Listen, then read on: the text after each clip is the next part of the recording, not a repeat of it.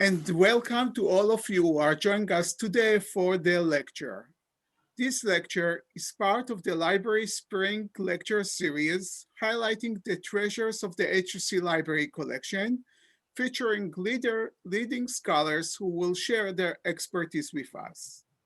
With over 1 million items, including books, manuscripts, microfilms, maps, broadsides, bookplates, music notes, stamps, and much more, the HUC libraries have the largest Judaica collection in the Western Hemisphere and is second in size only to the Judaica collection at the National Library of Israel.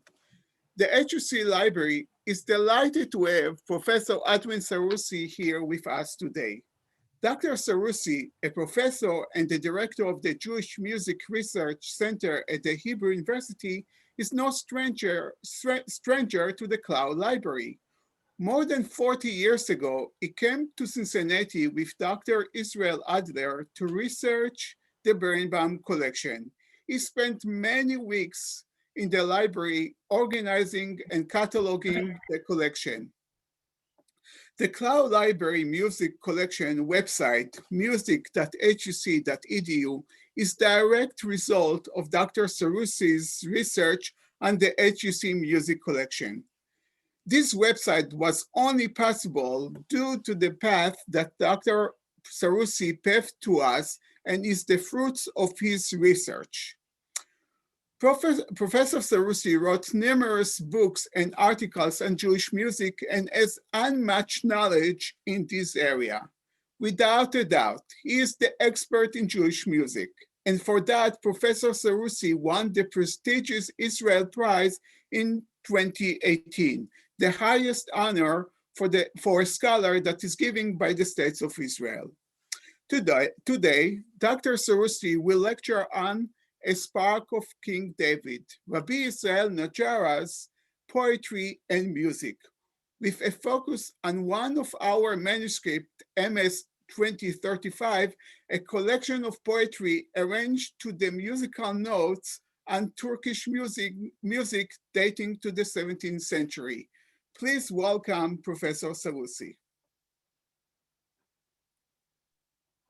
Thank you, Yoram, for this very kind presentation, and thank you to Abigail and to Edgar for their technical assistance in preparing this presentation. Greetings from Jerusalem, and before I forget, Chag Sameach to all of you. I wish you good health and a happy holiday season. Most of my presentation is a PowerPoint presentation, so I apologize that you won't see me. This is why this short opening was dedicated for you to see how I look for those who do not know me.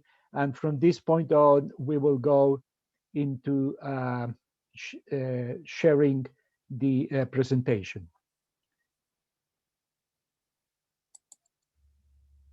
Abigail, I stopped being the host. Okay, thank you. Thank you.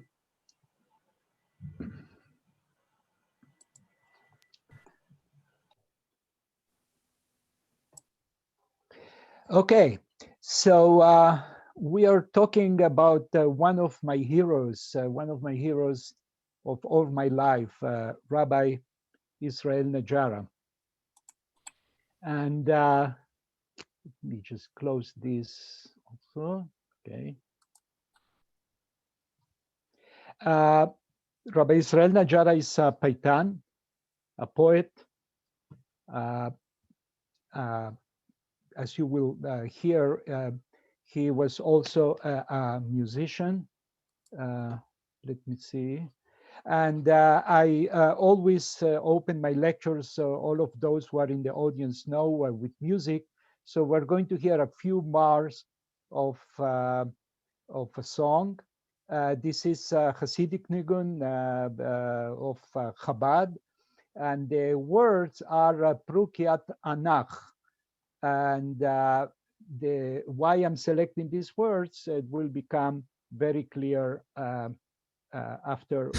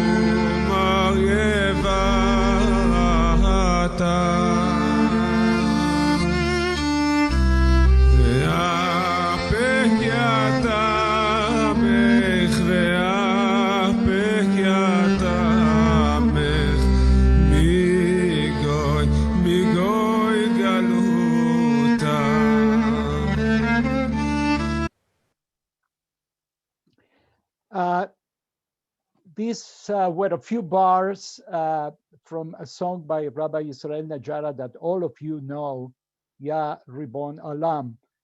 But still, many people around the world sing this song on every Shabbat Zemirot after the meal, and they don't know really who was the poet who wrote this poem.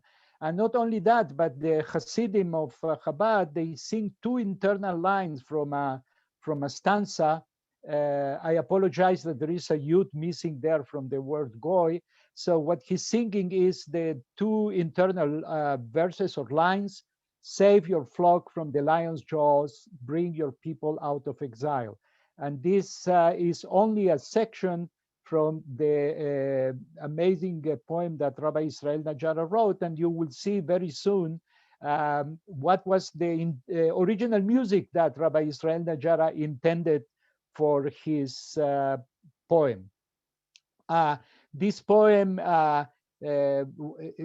gained a widespread global fame. As you can see here, this arrangement of Ya Ribon Olam, dedicated, as you can see, to the leaders of the United Nations. With the creation of the United Nations, this song was the one chosen by Judah L. Weiss, by Reverend Judah L. Weiss, to dedicate to the United Nations. And you see from an ancient Hebrew prayer by Israel Najara of Palestine, written in the 16th century. This was before the partition of Palestine. Here you have, just from the internet, one web page. This is the Rabbi Israel Najara's web page in the very famous Invitation to Piyyut website that includes articles by scholars and contemporary poets, historical recordings, new compositions, and videos. The page of Rabbi Israel Najara is the heaviest page in this website in terms of an author. That means that the amount of his songs that are performed in Jewish communities, particularly in the Middle East and North Africa, is the largest one than any other poet in this history of Hebrew sacred poetry. And of course, the Cloud Library of HUC is rich in materials about Rabbi Israel Najara. I found almost 70 items just by typing Najara, as you can see here in the screen. The materials that HUC has are of different types, printed manuscripts, articles about Najara, books about Najara, editions of his songs, etc. In the presentation, Yoram mentioned the manuscript 2035 of HUC, and here you have the card catalog. But actually, Yoram, I changed my mind, and I'm going to speak about an even more important manuscript of the HUC collection. And this is manuscript ACC,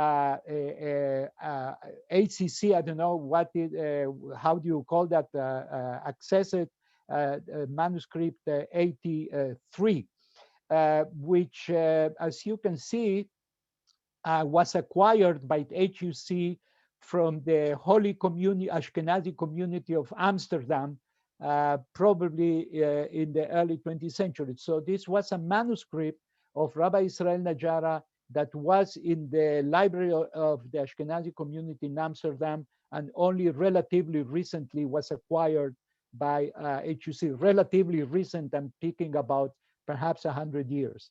And here you have the manuscript. The way it looks is a beautiful manuscript, beautiful calligraphy. I won't have the time to go today into the comparison between this and other manuscripts of similar calligraphy, probably by the same scribe.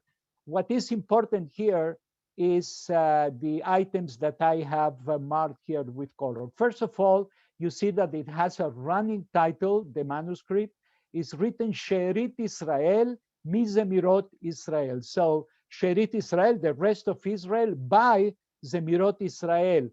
What this means is that this is a collection of the additional poetry that Rabbi Israel Najara wrote after he published his first book, Zemirot Israel, and he was known as the Rabbi Zemirot Israel. Besides that, you can see that every poem has a title, and the title has several musical references. And this is what is unique and important in terms of the innovations of Rabbi Israel Najara. He systematically mentions not only the name of a well-known melody to which the poem that he wrote has to be sung, but also in the blue markings, you have very strange words like rast and uzal. These are the names of Turkish musical modes of the period. Rabbi Israel Najara was born around 1550. Most probably he was born in Safed. He lived most of his life in Damascus, Syria, and he ended up his very last days in Gaza, in the Gaza Strip, as the rabbi of the community of Gaza. So Rabbi Israel Najara lived in the peak of the cultural development of the Ottoman Empire, and therefore his musical world is a world that runs around the Ottoman sphere. However, Rabbi Israel Najara lives in an area that is Arabic speaking. So we also find in his musical indications the names of Arabic songs. And on top of that, Rabbi Israel Najara is a proud descendant of a family of Jewish refugees from Spain, of Sephardic Jews. His grandfather, Levi Najara, was one of the expulsees from Spain.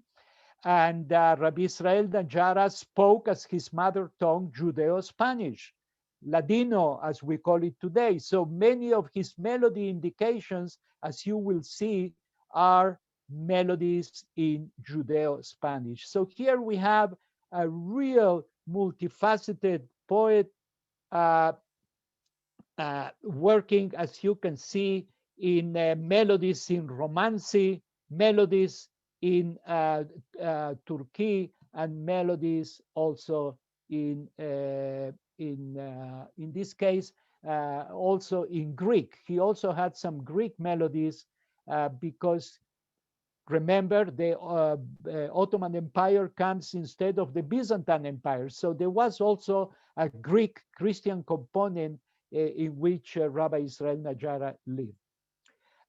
Something about the book Zemirot Israel, his most important publication, published for the first time in Safed in 1587. My friends, this is one of the first printed books of any Jewish book in the land of Israel. One of the first presses, printing presses, opened in Safed.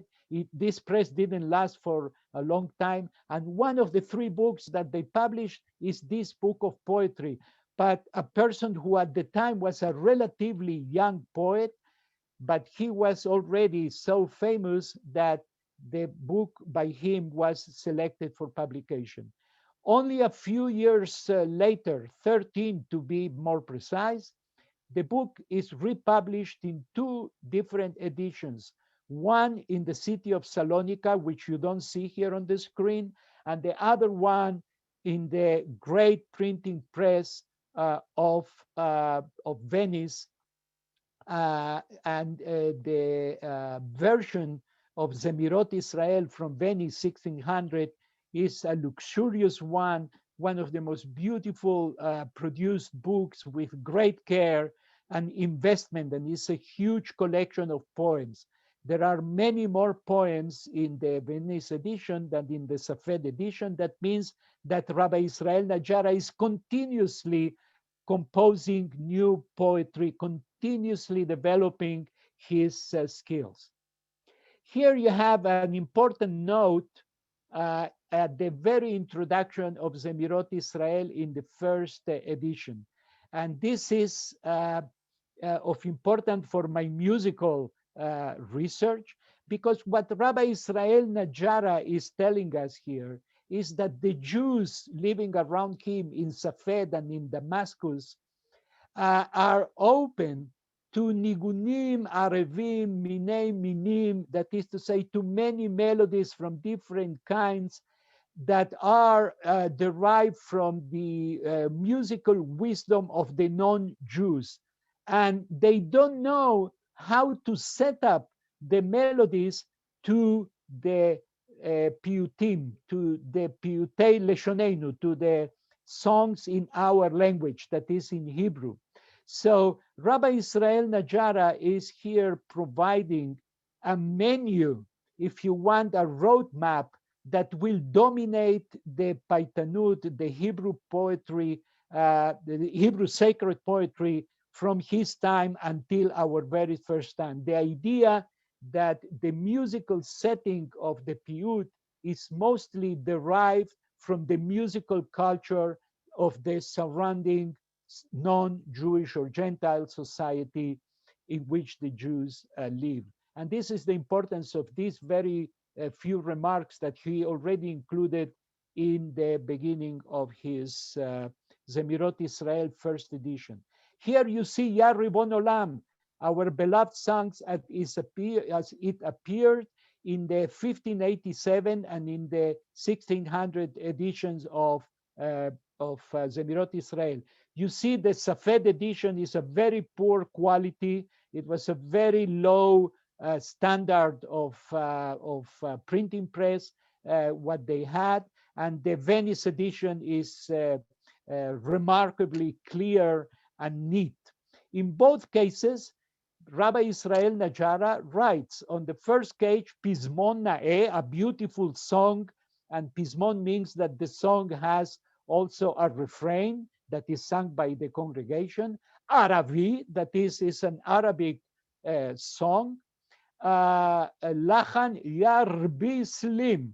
So we know now that Ya Ribon Olam was designed after probably a very famous Arabic song of the period, Im Makam Rast. And also in the second edition, we have an additional word. You see, Lachan Ya Rabbi Salim Salaimi, which can be translated as something like, oh my God, provide or make peace, which is a very interesting idea when we think about Ya Ribon Olam. This is the origin of Ya Ribon Olam. The song doesn't say anything about Shabbat. It's not related to the topic. It became by tradition a Shabbat song, but originally it's a song in praise of God.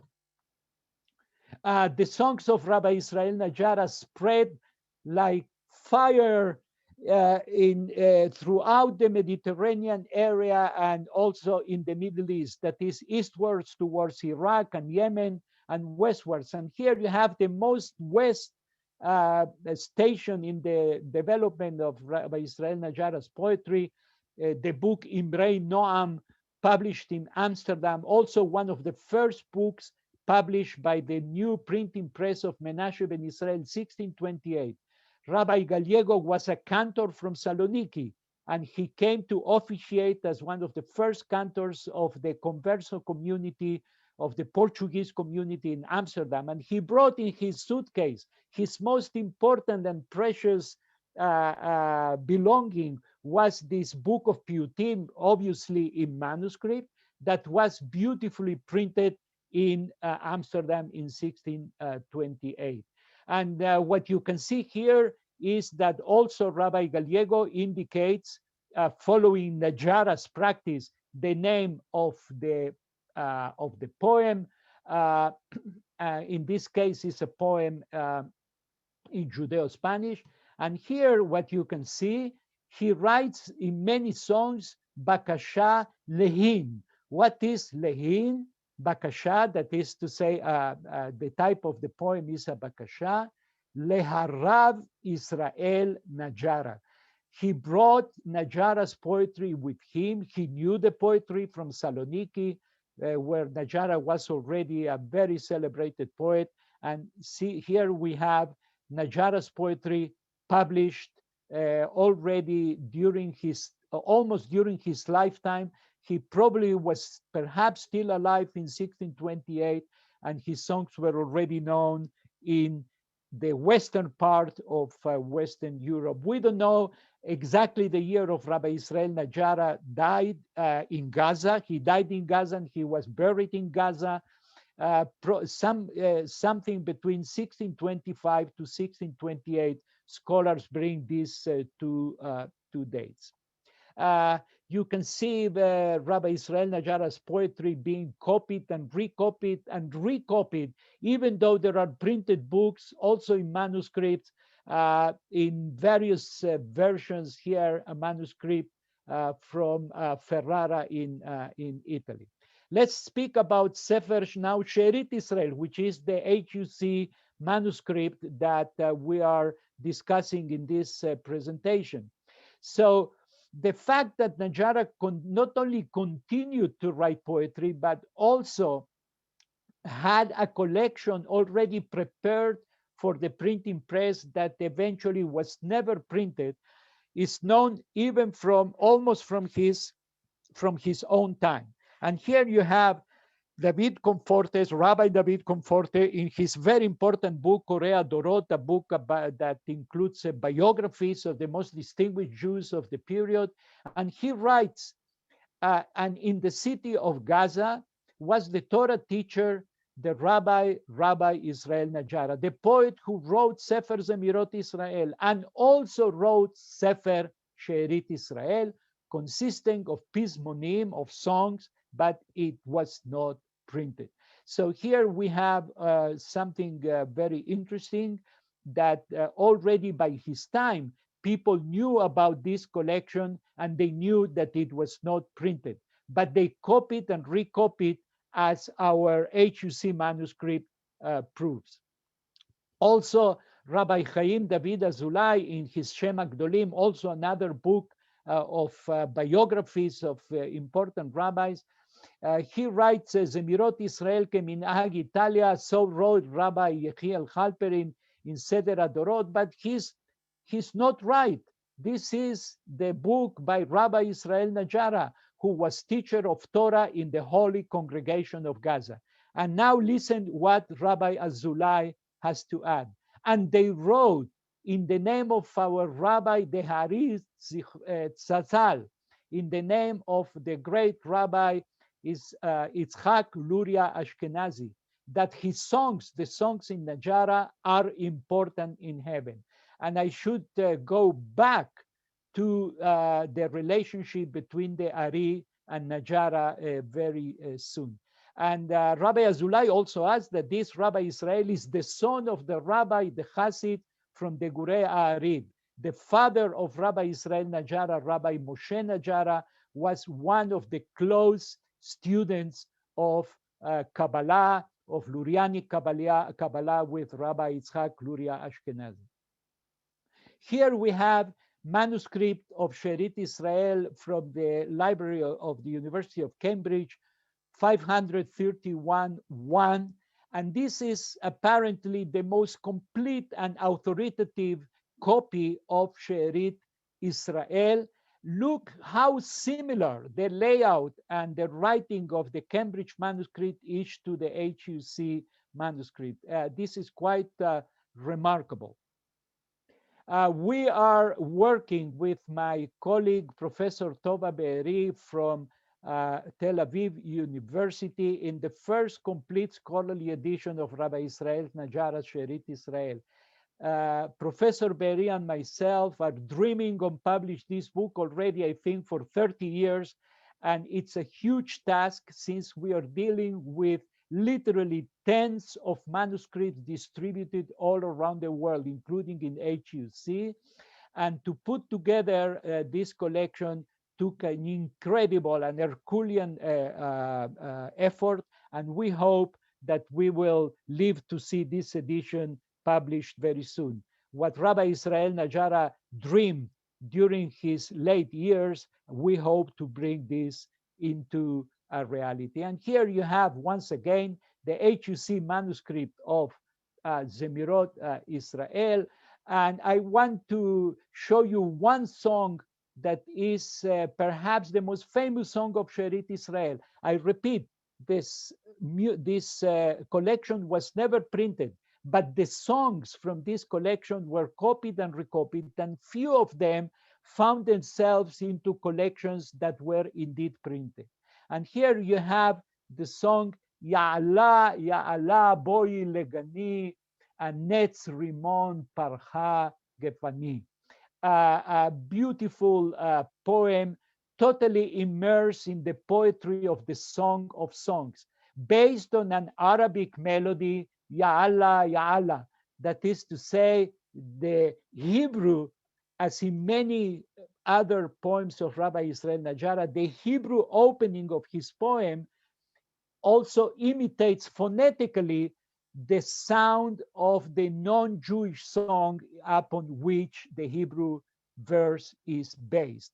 And this, of course, forces the poet into being extremely inventive, extremely creative, how to create Hebrew words that make sense, but also sound like Arabic or like Turkish or like Spanish. This is really a very hard task. Yala Yala is today in Israel one of the most famous piyutim. It has been recorded and performed, and regretfully, I cannot play you more than one example. So here you have one of the most beautiful versions of Yala Yala in the Moroccan tune, with a Moroccan tune performed by Rabbi Edwin.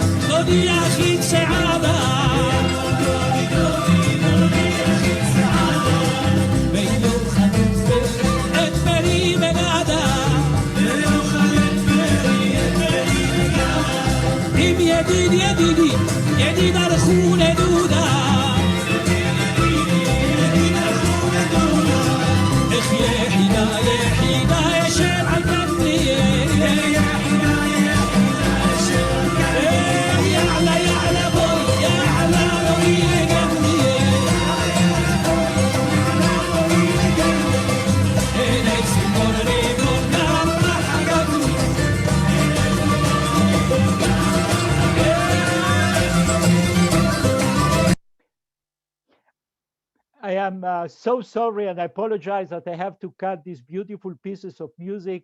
You can find this clip on YouTube, of course. Just print Ya Allah, Ya Allah, and you will find not only this version, but many other versions. That shows you from the manuscript of HUC into the stage at the Israel Festival in Jerusalem, how a song can have such a power of having the meaning for different generations and creating this spirit of joy that the text invites, musically speaking. Of course, this is a Moroccan melody. This is not the melody that Rabbi Israel Najara intended. Regretfully, we cannot know with a distance of 500 years what was the original Yala Yala, the Arabic song that Rabbi Najara intended to. But my belief is that it's not very far away from the song that you just heard.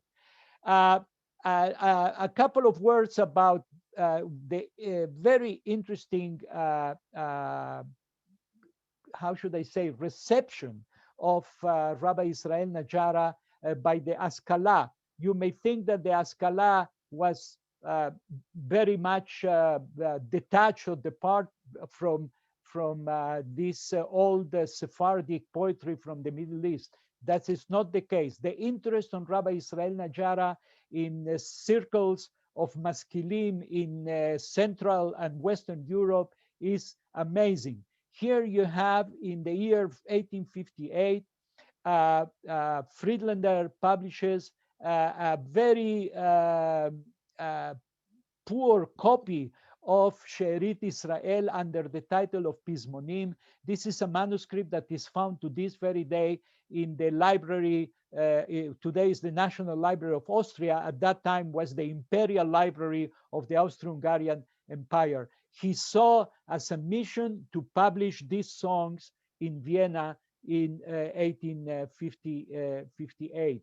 Eliezer Landhaus, one of the greatest scholars of poetry, publishes in 1868. He speaks about Rabbi Israel Najara's entire opus, and he called him this great poet.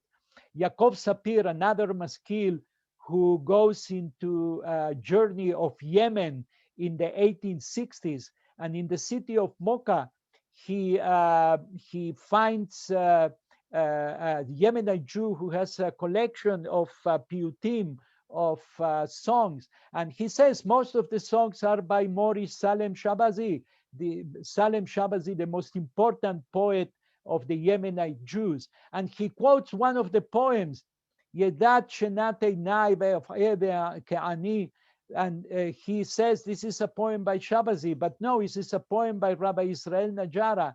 The memory of Rabbi Israel Najara, the author of this poem, was already lost in Yemen, but that shows the presence of Rabbi Israel Najara in Yemen as it was discovered by the maskil Yaakov Sapir. The songs of Najara emerge in many different settings. Here you have another collection of Pismonim, of Hebrew sacred songs.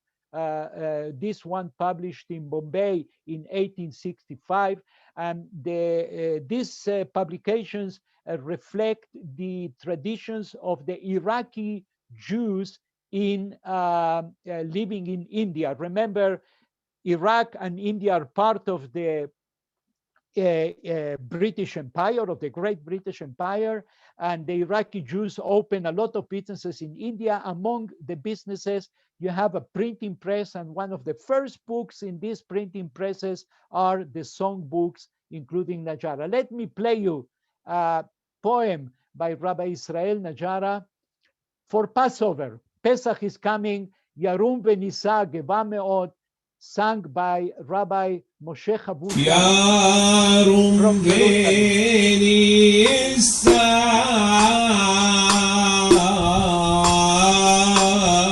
geva me'od v'yaskil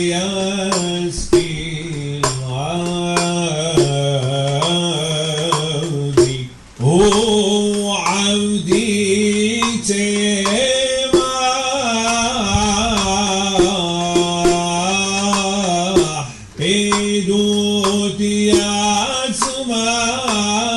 يطبط صوليادي بين حال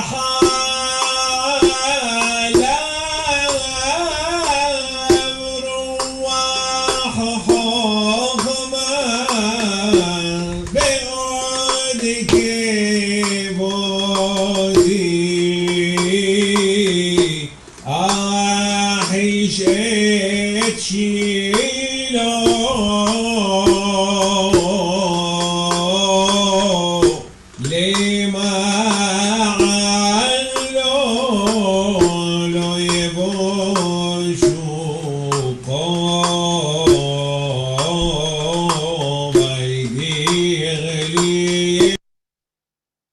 So if you went for a Seder of Passover in Bombay in 1865, around the table, you probably heard Rabbi Israel Najara's song sung in this style, more or less. Also in Italy, Rabbi Israel Najara is one of the heroes of Italian Jewry. And here you have a version of the very same piyyut that I just play you in the Iraqi Jewish version. Here you have the musical notation of the piyyut as it was sung by the cantor of the Jewish community, of the Portuguese Jewish community in Livorno by the end of the 19th century. So we have also going back to the HUC library, Yoram mentioned the Birnbaum collection, the precious Birnbaum collection that brought me to the Cloud Library 40 years ago, now 41 years ago, I have to say, this year. And one of the magnificent manuscripts of the Birnbaum collection, 3 volumes, Mus'ad number 6, is the choral collection, the collection of the choir of the great synagogue in Livorno. And Michele Bolafi was the Kapellmeister, the musical director of this choir in the first half of the 19th century. And he composed Yarum Benissa, as you see, Pismon Leil Shemini Shel Pesach, is a song for the 8th night of Passover, Yarum Benissa. So you see the same poem being spread from Bombay into Italy. And now towards the end, let's speak a little bit about this idea of Najara as the spark of King David. This topic or this idea develops probably after Rabbi Najara's death, but very soon it appears in the most unexpected places. Here we have a book called Tefilot Noraot Ushbachot Veodaot Vezmirot Israel. This is a short booklet that includes poetry by Israel Najara, published in Frankfurt and Main in 1712. Remember, this is hardly about 70 years after the death of Rabbi Israel Najara, far away in the Gaza Strip. This publication derives from the circles of Rabbi David Oppenheimer, and any Jewish librarian know exactly who David Oppenheimer, Rabbi David Oppenheimer, was one of the greatest libraries of the Jewish world during the Renaissance period. Was the Oppenheim Library, today located at the Bodleian Library in Oxford, at the Oxford University.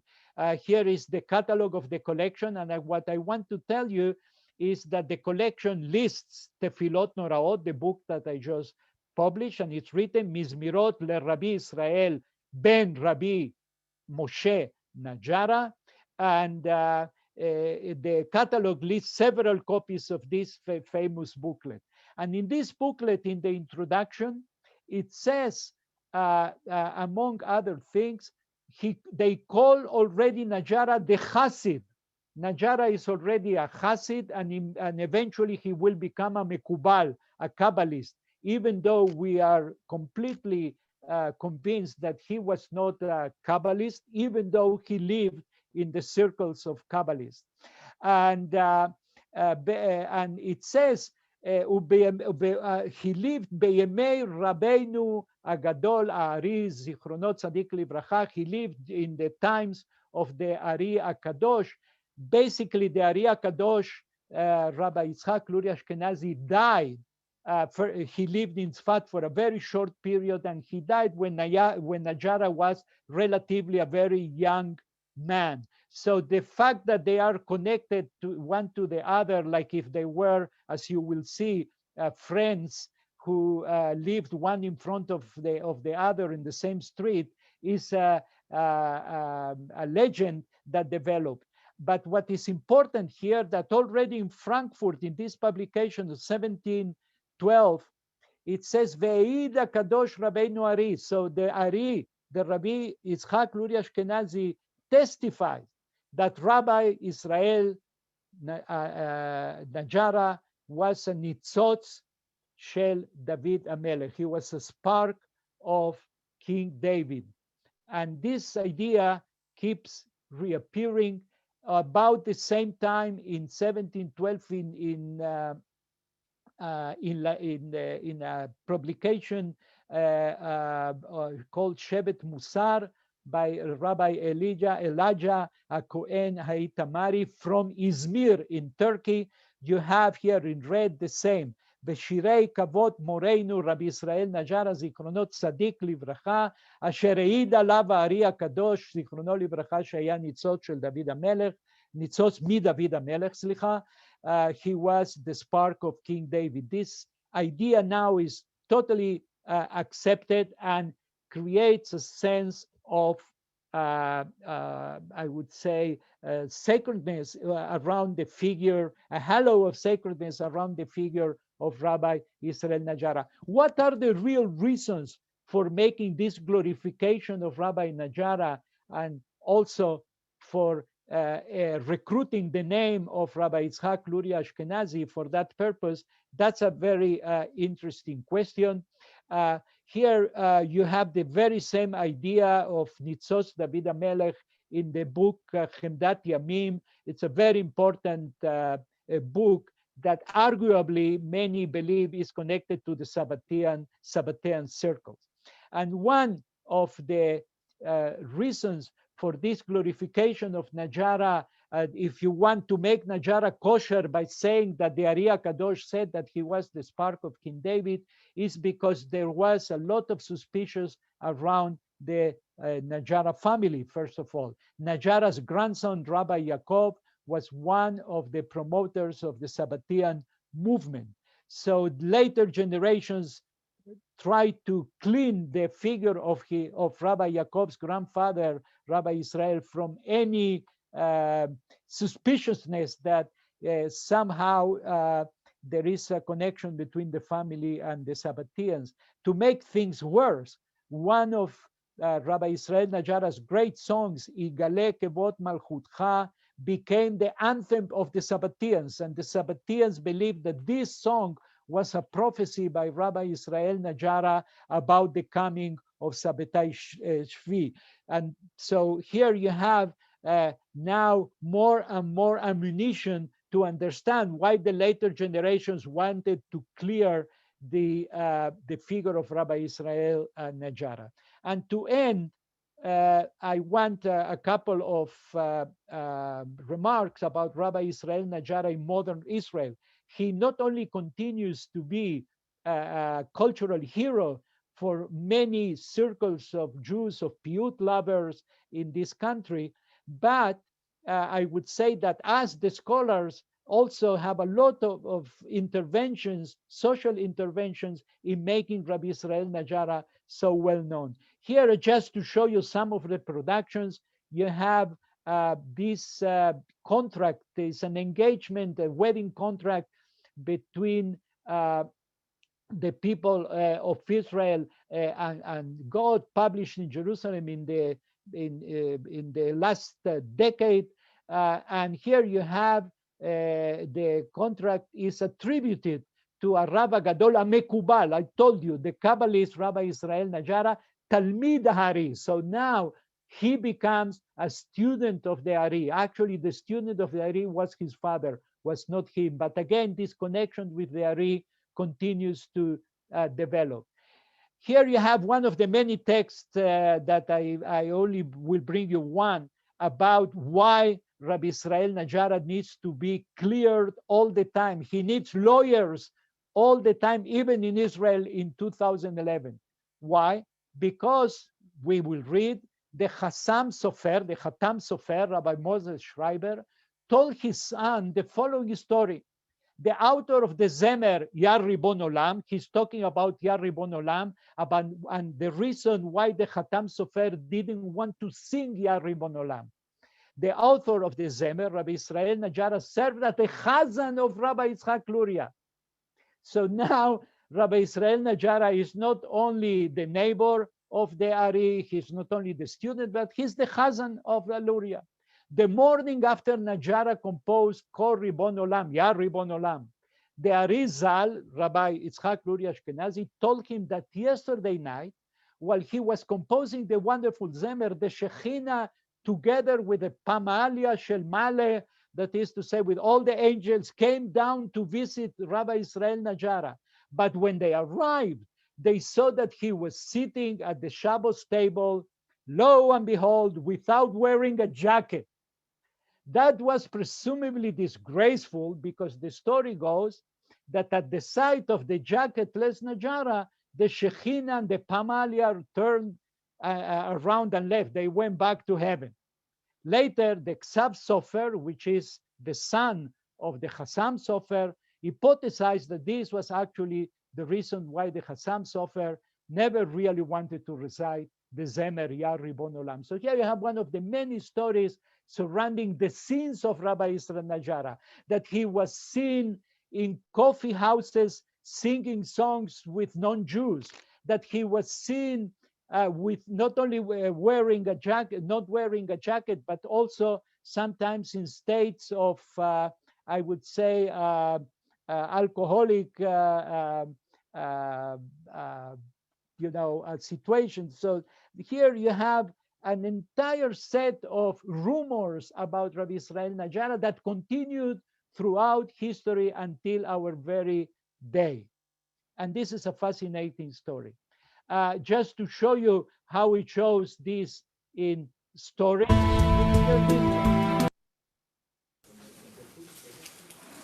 רבנו הארי בצפת, קודש קודשים היה, הכל לפניו גלוי.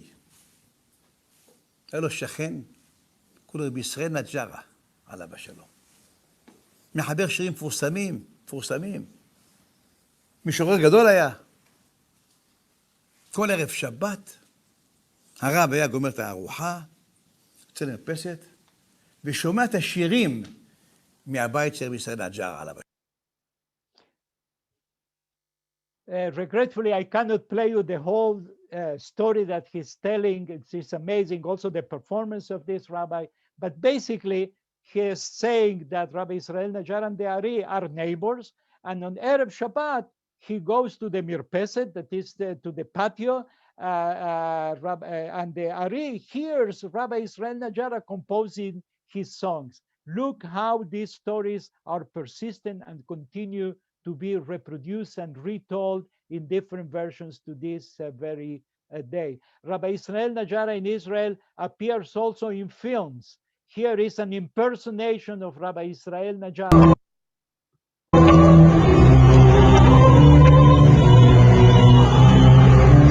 The exiles' longings for redemption sparked their interest in the Kabbalah, Jewish mysticism. The outstanding liturgical poet Rabbi Israel Najara, who grew up in Safed, was a scion of an expelled Spanish family.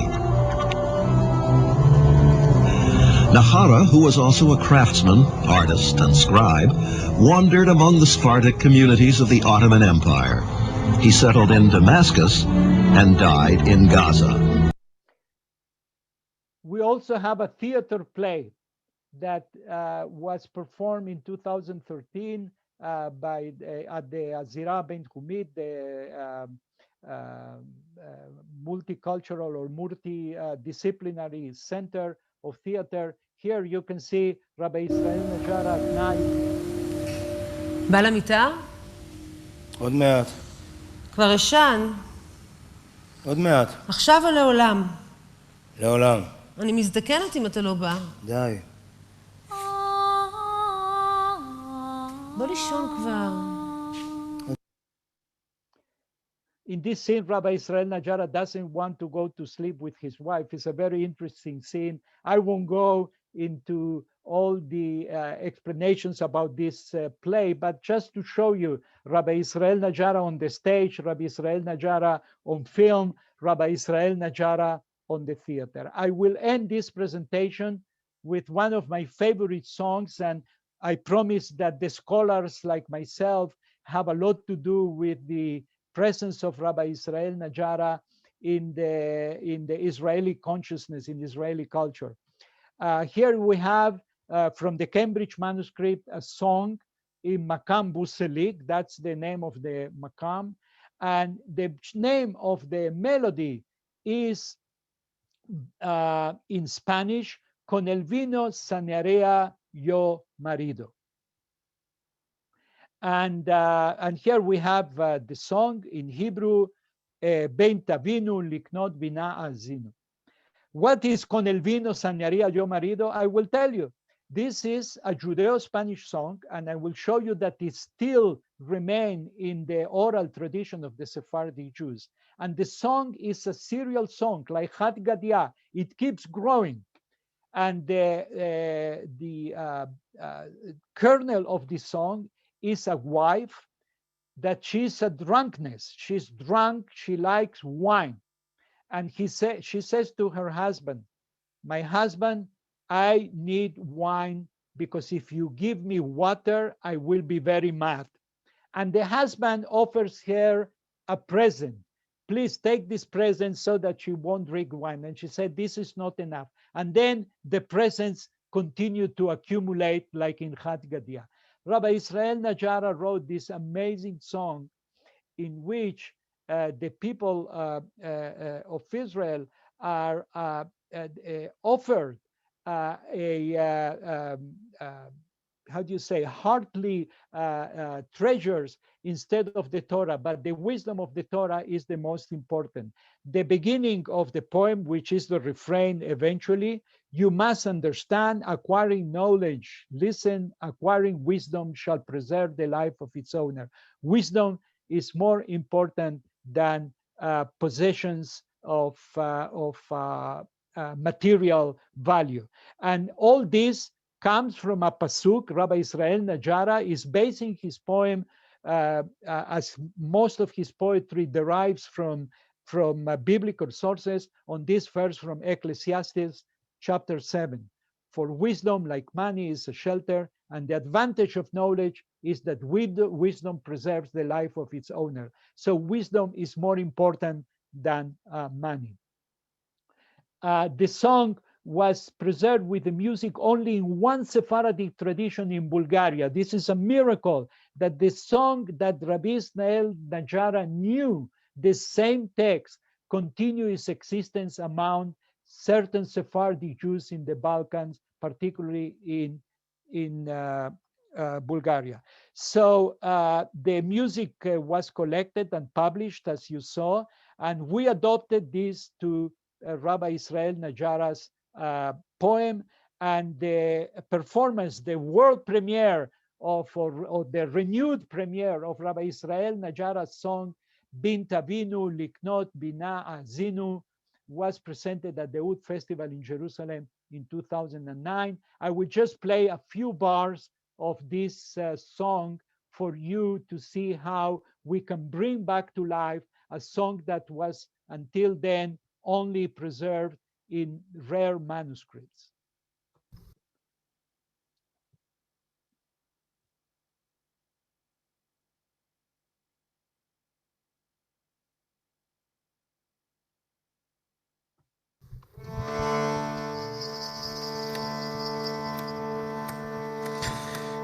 בint אבינו, לקנות בינה, האזינו. לקנות חוכמה, תחיה בעלה. בכל קניינכם בינה תקנו. לא תקנו יופי זיו זהב, כי הזהב נפשות תלהב.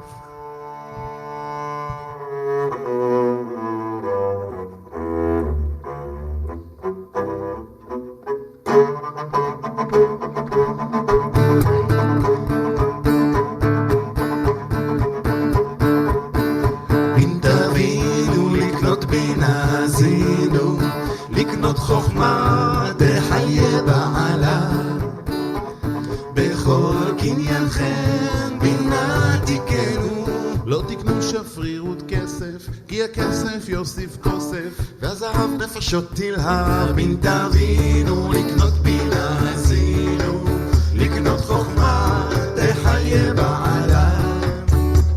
בכל קניינכם בינה תקנו, לא תקנו רוב דוד נחושת, כי הנחושת לבושת, והכסף יוסיף כוסף והזהב נפשות תלהב. בint אבינו לקנות בינה עשינו, לקנות חוכמה תחיה בעלה. בכל קניינכם בינה תקנו, לא תקנו אזור תכלת, כי התכלת לתכלת, והנחושת לבושת, והכסף יוסיף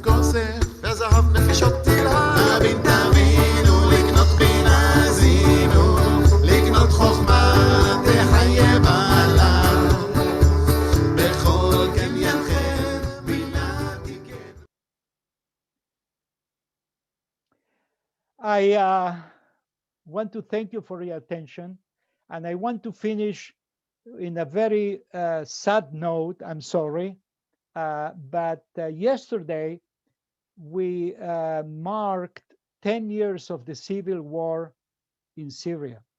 How is the civil war in Syria related to Rabbi Israel Najara? It is very much related. Rabbi Israel Najara used to celebrate Rosh Chodesh, every month, in a very famous synagogue in the village of Jobar, in the area of the greater Damascus. At the time, it was a village outside of Damascus. Today, is part of the great area of metropolitan area of Damascus.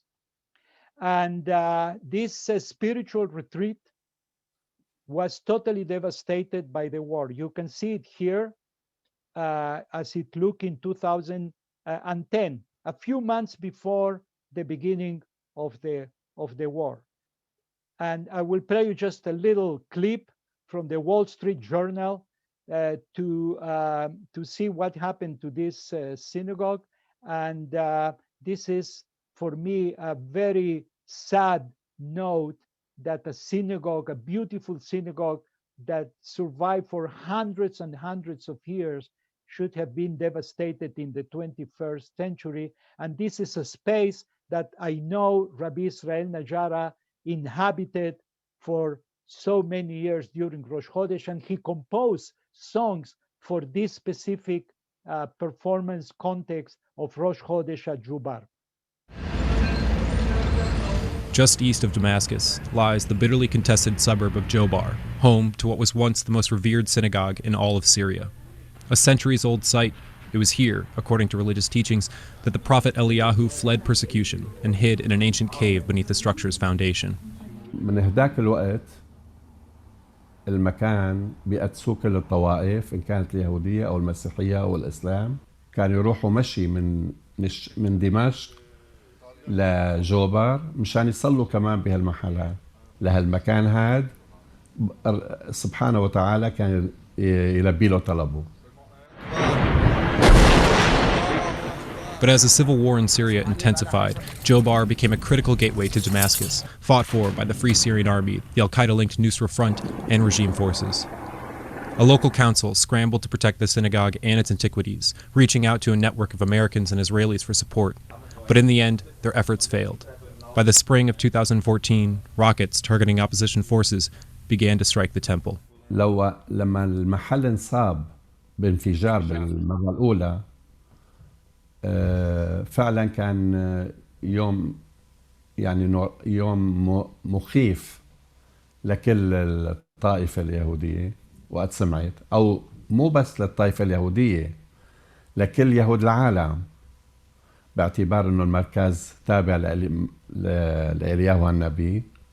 بس بعدين بالانفجار الثاني هاللي شفته انه شفت تقريبا كل الكنيس انهارت، وهذا تقريبا يعني بيخلينا انه واحد مثل حزن كبير صار ليهود العالم انه شافوا هالمحل انخرب، مثل واحد يعني عالمه خرب عليه.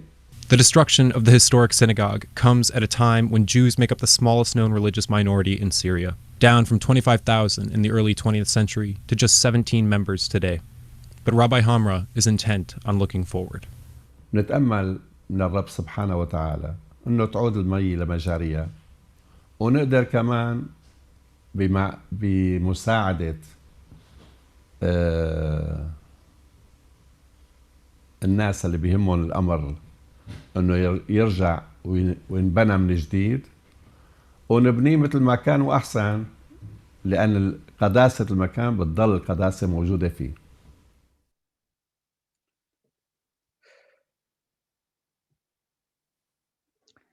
I want to thank you very much for your attention. I'm sorry I finished with this sad note, but this place was so much related to Rabbi Israel Najara that it breaks my heart that this is the destiny of this place. And I always have in my mind this dreams that perhaps among all the destructed materials, there were some manuscripts by Najara that were in Jubar. Who knows? Who knows? Thank you very much for your attention.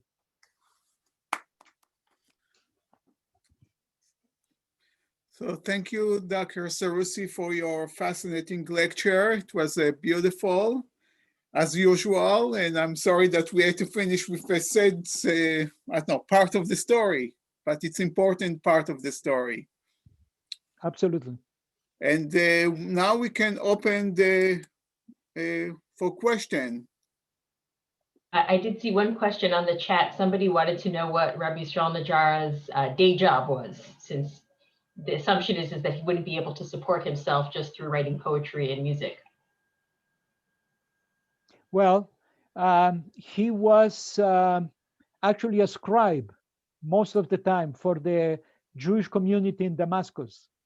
So he was, how do you say, he worked for the Jewish community. He was maintained by the Jewish community, as many rabbis at the time who officiated in many other positions, like shochatim and the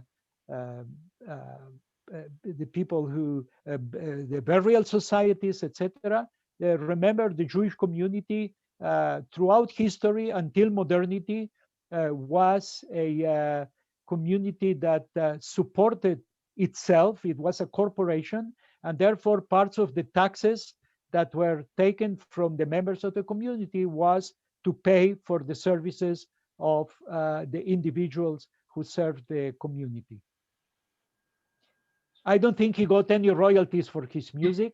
By the way, I forgot to say that in these musical indications that appear in the manuscripts, in several occasions, he writes Lachan Mimeni, that is to say, the melody written by me. So from that, we know that he was a composer too, a rabbi composer, yeah. So we don't have any surviving tunes of his that he wrote. After so long, regretfully, no. We do have a question. I think this is more general, or maybe it's about music manuscripts, but they want to know, what is the oldest music manuscript in our library?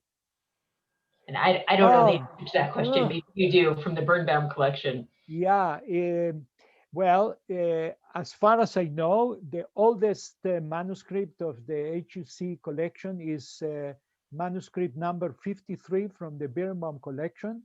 It's a cantor's manual by cantor Aaron Baer from Berlin. It's dated in 1790. This is a very substantial manuscript, very important one. And I hope to publish something more about that, because it's not well known enough, in my opinion. It's a very small booklet with a lot of, about 500 tunes are written down there. Great. We have one question. I'm going to ask this person to unmute. They're raising their hand. This is from B. Mia Reed. Hi, thank you. I was wondering, the rabbi in the film had talked about rebuilding. Is that something that's happening, or someplace that they're trying to gather donations or anything for that work? Thank you for the question. I am not following up on the attempts to reconstruct. I think at this point is a wishful thinking, considering what's going on in Syria. Until the situation doesn't stabilize, to reconstruct a synagogue today, I don't see it feasible. What is very important to know is that there are many rumors that indeed some of the treasures of the synagogue were sneaked out from Syria. I am not a person of rumors and conspirations. I leave that to others. However, there is another interesting video produced by the Syrian government, in which they say that the Mossad was the one who made the destruction of the synagogue. So the Mossad came, they took all the treasures of the synagogue, and then after the synagogue was empty, it was bombarded. Talking about conspirations these days, so there you have another one. I do hope, however, that at least some of the treasures of the synagogue indeed were saved. And we know, my friends, that many of the Muslim neighbors from Jobar consider this place as sacred for the Muslims too, and they kept it. There is a Muslim family who had the keys to the synagogue, and they also are the ones who open it for tourists who wanted to visit. So the place was very much treasured by Muslims too, and that makes the tragedy even more, how do you say, more deeper than only a Jewish affair. It was an affair about the culture of that place, not only of the Jewish culture, but also among the Muslims. We have one quick question about translations of the piyyut, and specifically the Yoreh Dodi Ligano. Are there English translations available somewhere online or maybe on that website that you directed us to Yes, earlier? thank you for this question. There are very, very few translations of Rabbi Israel Najara's poetry into English, and for that matter, into any other language. We saw that Yar Rimon Olam was translated in several versions, and there are a few others. I translated here and there for my lectures a few verses. However, Professor Tova Be'eri and myself are working not only on the modern edition of the collection She'erit Israel, but also we are trying to find, to compose a monograph in English about Rabbi Israel Najara. Some of the materials I show you are part of this monograph, and we plan to publish an addendum to that monograph of several songs by Rabbi Israel Najara in English. So finally, we will have a collection of songs in English translations. And I think, I don't know, I cannot see whether all the participants who are here, there are more than 100 participants, but Laura Lieber, Dr. Laura Lieber, I think, I hope she's here because I invited her, and she volunteered to help Professor Be'eri and myself in translating the poems. So she had translated more than 30 poems, and to celebrate this lecture, she sent me the translations, me and to Tova, yesterday, because she heard about the lecture, and she said, well, I will send you now we will send you today. We still have to work on those translations. The translations are, of course, not easy to do. They're very complicated because of the nuances of the language. A lot of the language is biblical, but you cannot quote the verse of the Bible as is.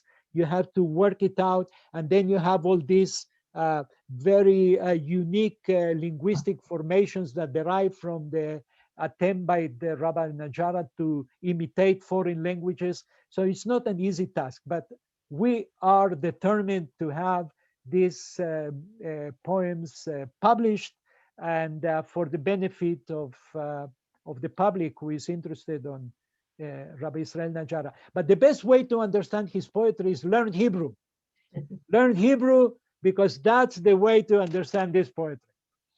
And the Bible too, and everything else that he's alluding to. Absolutely, yeah. Go to HUC, look what a nice promo they have. Take Hebrew classes, and then you will enjoy Rabbi Israel Najara to his fullest. Thank you. All right, we have another question here from one of our people. This is Vanya Aswin. Can you unmute yourself now? Yeah, hi. Thank you so much, Dr. Seroussi. I read somewhere that he lived through a plague and had to move from Hebron to Gaza. Do you know if that's true? Well, I don't know about that plague. Yeah, I mean, there is something about that, but what it appears that there was, first of all, a big plague in Safed, in Sfat. And that may be one of the reasons for the move from Sfat to Damascus. The issue of Rabbi Israel Najara in Hebron, I know the story. It has very precarious documentation, but we're working on that. One of the reasons he ended up in Gaza was that he had very thorough connections with the Egyptian Jewish community. And we know that Rabbi Israel Najara was at the least once in Egypt, perhaps more than once. And Gaza was basically middle station, middle stop for the commercial relations between Palestine and Egypt.